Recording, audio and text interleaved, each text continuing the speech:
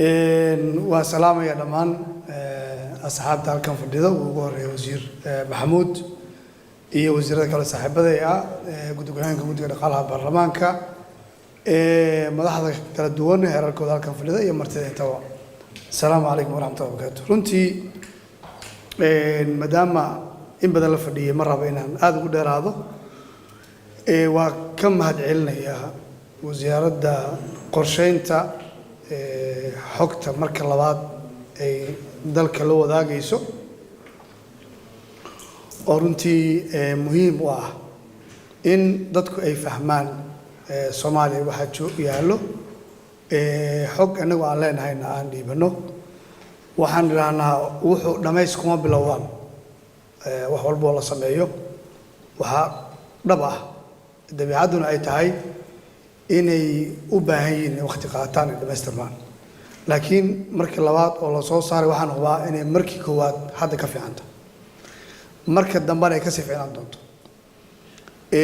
waxaan rabaa inaan ku biiriyo oo aan runtii xukuumadda aan ka mid ahay ku ammaano oo aan rabaa inay toos hadda kadib loo ogaado waxay tahay xog badan oo aad u tiro badan oo anaga aan leenahay dhexdeena taalla waxaan rajeynayaa barnaamijkii hadda aan gabagabeynay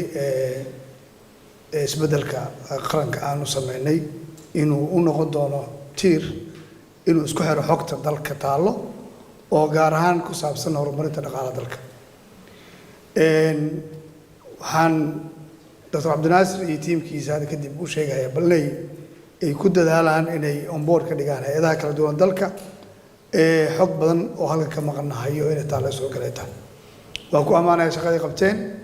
shaqo xoog badan oo runtii bilaysa Soomaalida oo at least hadii adigu aad wax iska sheegto waxaad awood u leedahay inaad bari saxdo waxaad qalad maanta marka laakiin hadii cid wax ka qorto de waxa weeye awood u maleeyahay aad ku saxdo bari inaad de adigu mid soo saarto mooyaan inta marka inaad waxa hubaal leh Soomaaliya shalay siday ahayd maanta ma aha dhan walba marka laga eego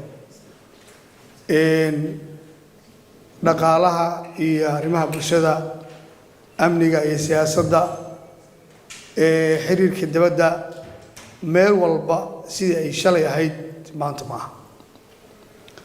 meel walba waxa galay effort tiro badan iyo hal abuur cusub waxa halkan laga dhawaajiyay in isbedel waaweyn oo 2004 ilaa hadda adduunka ka dhacay ay saameyn ku yeesheen dhaqaalaha global adduunka jiro rag qaar ama waxa la ninkii Faruuraay ma dhibaato ma kugu dhacday wuxuu yiri waa taas u Faruuraay aniga meelis dabayl badan baa ku dhacay soo iska dabooli kar annagu hadayna saameeyeen kuwa gaarna ay loo yaalaan oo ay ka mid tahay dalkeena wargaxisa ah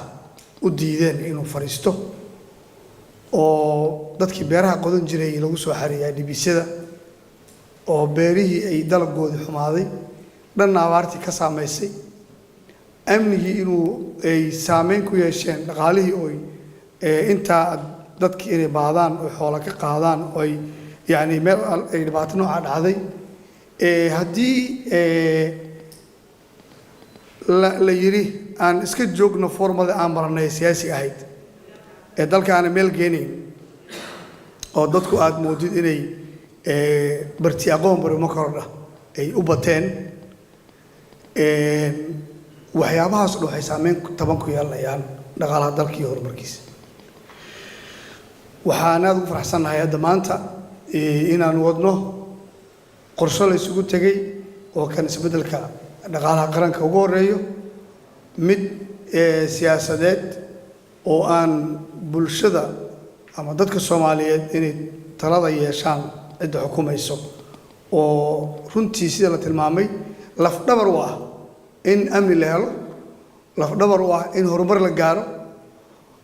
in dib loogu celiyay oo runtii baarlamaankeena